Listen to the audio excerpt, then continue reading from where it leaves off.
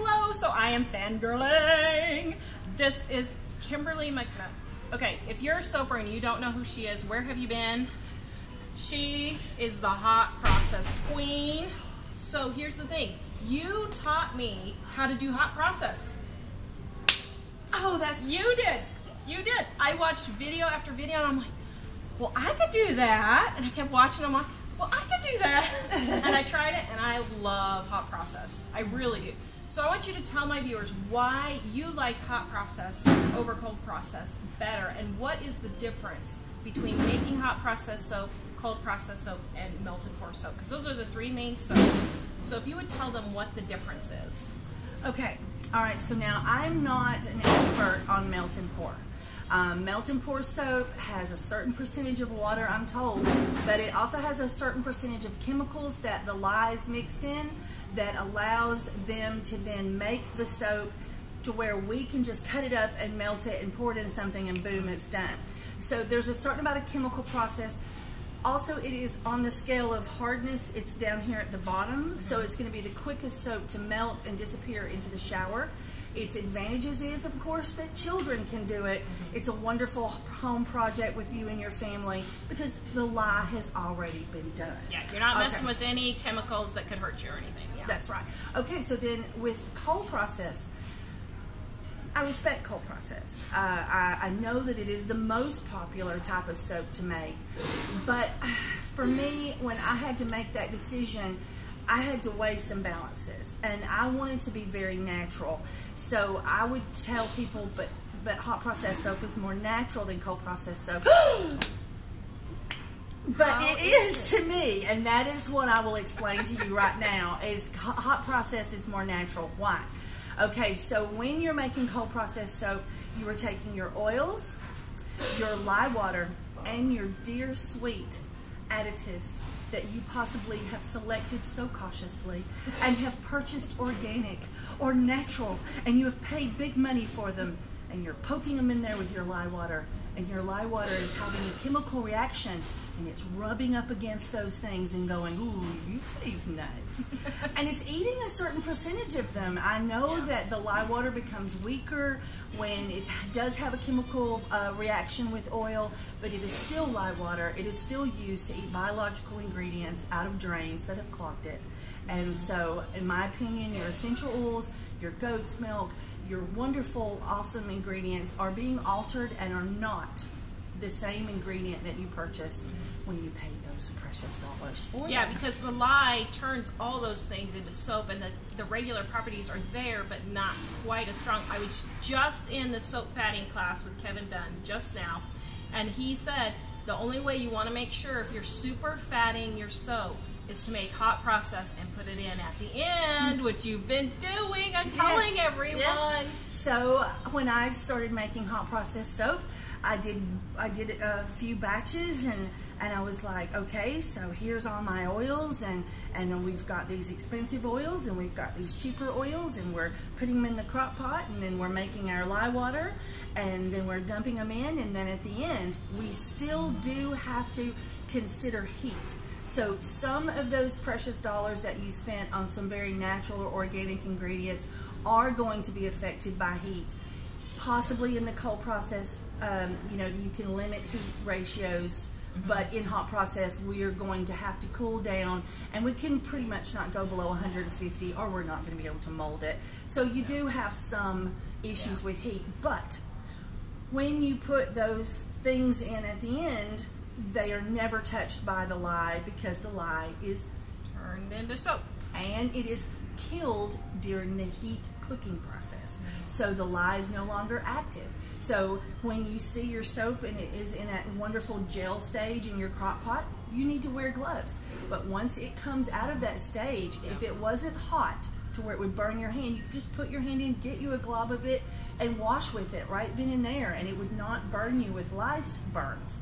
It's going to burn you with heat. Yeah. Got to cool that stuff down first. So I looked at that process and I thought to myself, but I paid a lot of money for that shea butter, and that means I can't control what the lye decides to turn into soap and what it leaves floating around in the soap bar. And so I came up with the process of superfatting at the end. and I, of course, was given a lot of heckles over that because Kevin has proven you're right. A scientific college professor has proven you're right. Wow. And it's probably because of you that he proved it. There you go. So that's why I think hot processed soap is better, because you can make a natural process where your goat's milk is going to be altered to some degree, but not as strongly, and all of your organic ingredients, whether it be a vegetable puree or whatever that's put in at the end, your essential oils, your fragrances are not going to be altered by lye, and so your product is going to be more natural, and your dollars that you spent for those additives are going to be useful. Yeah, that is why I like it, and you are the one that convinced me at first to just try it, because I was like, well, is that true? You know, I wasn't, and then you're right. I noticed that there's more moisturizing in my hot processed bars when I add that Superfat at the end. All Superfat is just extra oil that is not absorbed by your lye. That's all it is, nothing fancy. Now, what percent of Superfat do you put in at the end of your soap?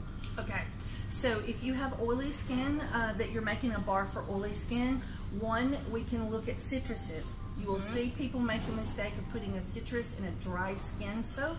So that's a no-no. I think the citruses need to be in your oily to normal skin bars. So that's 3 to 5%. And then for your normal, it's 5 to 10.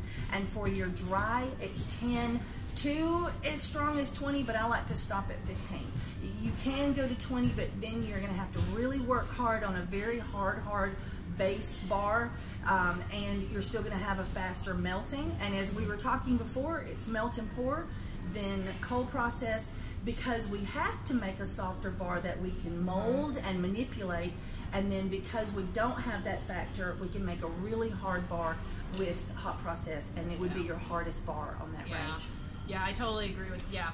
Okay, so some of my viewers have seen your channel, and this is a question I want to know that I'm sure you've answered, I maybe just forgot, but how many bars of soap do you make a week? Because it seems like you're always making soap. So how many do you crank out in a week, do you think, in just the hot process? Okay, in the hot process.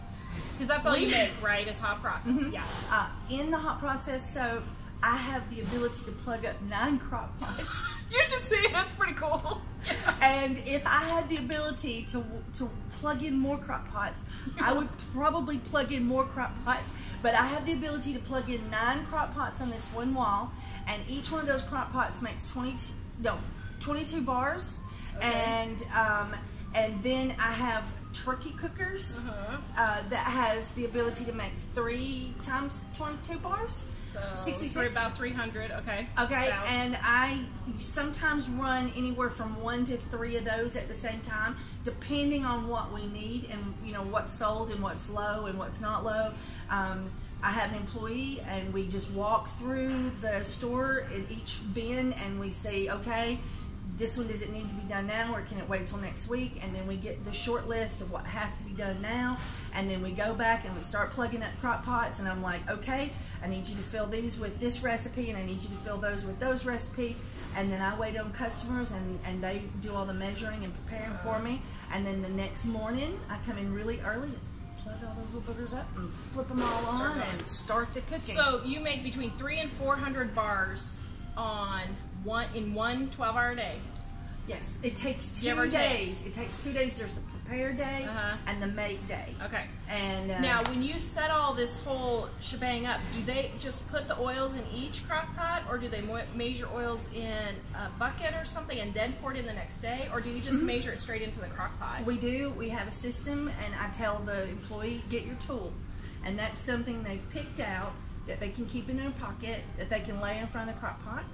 And so then they have their buckets and their spatulas and their spoons, and we have all of our oils, off the ground, so we need inspection. So they're not allowed to pick them up and move them. They have to come to them. So they measure out for each crock pot, let's say the coconut oil, and they walk over there and they scrape it into that one, and then they put the tool down that said, I just filled that one. Oh. Then they go back and they get more coconut, same amount, go back. and they fill that one, then they move their tool down to that one, and that says, okay, so then that's the next one. Because if you've only put coconut in there, you're fine, but once you start adding your other ingredients, it can become confusing. So we have to have the tool. And then also we take little stickers and put on the front of the crock pots the base recipe we're using for that particular one, and we have to make sure that they only fill those, and then we fill the others. And did I answer the question? Yeah. Okay. That is a cool, I mean, it's a cool process. I don't remember which video it was, but you showed one of your videos, and I'll see if you can find it or if I can find it, where you had all your crock pots lined up and you were just going down each one. I think you showed that in, it was probably last year or something. And it was really fascinating just to see how you had all the crock pots going. Have you ever had any of them boil over to where you weren't able to keep up with all of them going at the same time? Well, the reason that one of them boiled over and the reason that employees start out at a lower wage is because there's always going to be a waste of product as they're learning. Yeah. And so when we come in the mornings and I turn them all on, well, then they have to all be turned off for the cooling process. And so the employee turned all of them off but one. And that one was still on high. And I went and poured the lye in there, but we had it on video, so that's actually on YouTube. That's great! Just by chance, the video camera was playing, and so I was able to make that a video. Like, don't forget to turn your crock pot off. You can't put cold lye into hot oils. Yeah, I've had a couple boil over, and my people, when that happens, just because I've tried a different oil that gets hotter, and I've tried, like I made 100% coconut oil laundry the other day. Whoa, that thing went, and I was not expecting it, and so it's always exciting when you have something, you're like, okay, this is an adventure, let's just keep going. Soaping is an adventure. We have our vinegar, and we have our sink ready right there. We have our protective gear on. Things are going to happen, but as long as we're prepared for it, it's not. It's just fun. It makes it more fun. And I always say you need to be cautious when making soap, but not afraid. If you are going to boil something or fry something on the stove, that is as dangerous as working with lye. So if you're okay with doing that, don't worry about working with lye. You know, be cautious. Don't have the toddlers, you know, walking around underneath your feet and that kind of thing by any means. But you don't need to be afraid. Just, you know, use your brain, people. Yeah. When my grandchildren were living with me, I would make soap at midnight. Yeah. After they were in bed, I would we would prepare things and have things ready, but we would wait till they were in bed because we didn't. It was when I first started out, and I didn't have anyone to watch the children. And I do agree with you. If you have small children, they do not need to be in the soap room. Yeah, yeah. You need to keep them out and, you know, be cautious. So, all right. Thank you. This has been so exciting. I have wanted to meet you for the longest time, but I'll tell you, I almost didn't reach out to you. Do you know why? Because I make foo-foo soap. And she's always like, now you foo-foo soap makers, you don't need to be doing. I'm sorry, but I love. Will she even speak to me? I make foo-foo. I don't know if she'll speak to me. It's just that, you know, I've had people bring soaps into my store that were fragrant soaps and just pretty to look at, and they clean you and they're pretty to look at and they smell good, and I can't sell them. And but you know, my bars that sell the quickest are the plain Jane essential oil shampoo bars that are goat's milk and honey, those types of things. Those are the ones that sell the quickest for me. I tell people, buy a soap that's a necessity. Yep. If that bar of soap is a necessity to that customer's life, then they're going to buy even when times are hard. Yeah, the acne bar, the eczema bars, those are the ones that, we don't call them that, but those are the ones that always sell. I cannot keep my acne in stock. Yeah, it is designed to cleanse acne-infested skin. Yep. And it does a good job at it. I wish I only had acne and not allergies, but I know. If it wasn't for those products that I make, I look like a 19-year-old that loves chocolate and French fries every day of the world. Right now I just have a few places, but without those products that I make, I don't know what I'd do. Yeah, that's why, you know, my son has eczema and my brother really bad, and that's all they use. And I couldn't get them to use it at first because they're like, we're not trying the homemade stuff. I said, no, you gotta try it. Now, do you have any more homemade stuff? I don't know. Does mom get a hug for a homemade stuff? Because, you know, know your 20-year-old son does not want to hug you anymore. Well, I now have a 14-year-old living in my home that is my husband's child. And I made him, I brought him a bar designed to cleanse infected with acne skin. And after he used it a few days, I said, do I get a hug? There you go. That's funny. It has been a blast. Thank you so much for loving me in spite of my foo-foo soap.